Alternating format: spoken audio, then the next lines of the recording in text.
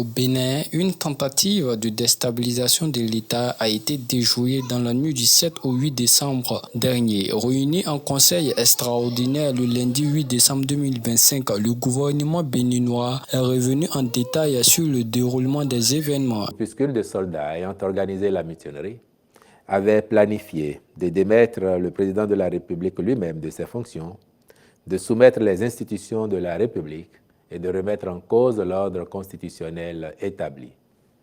Pour ce faire, ils ont entrepris, dans un premier temps, de neutraliser ou de kidnapper certains officiers généraux et supérieurs de l'armée à raison des responsabilités qu'ils occupent au sein des forces armées béninoises ou de l'appareil d'État.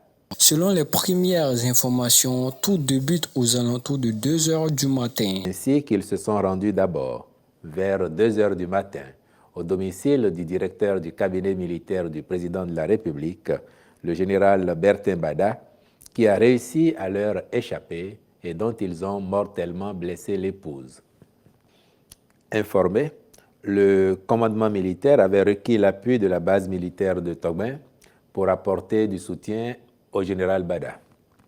Le peu de diligence de cette base a conduit à demander au responsable de la garde nationale, le colonel Faizou Gomina, de s'y rendre instamment.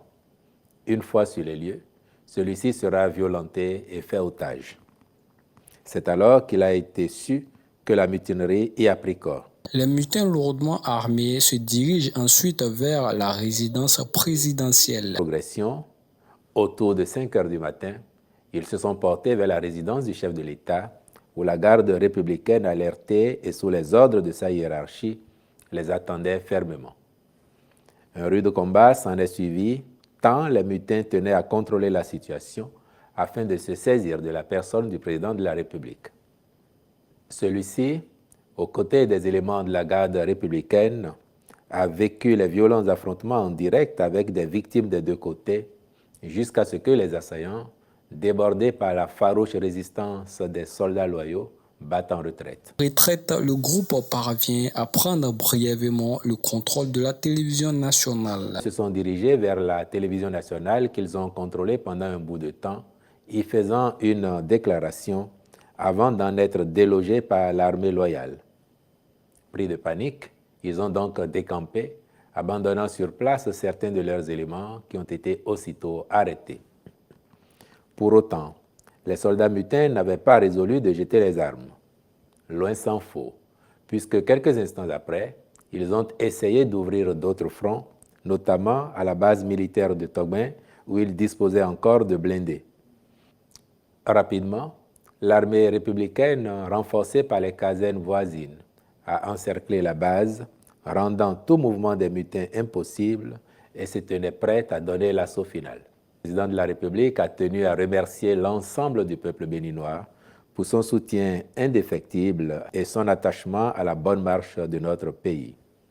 Il a félicité notre armée et ses responsables qui ont su montrer leur loyauté et leur sens du devoir républicain, puis instruit afin que les familles de ceux qui se sont sacrifiés en défendant la patrie soient assistées convenablement.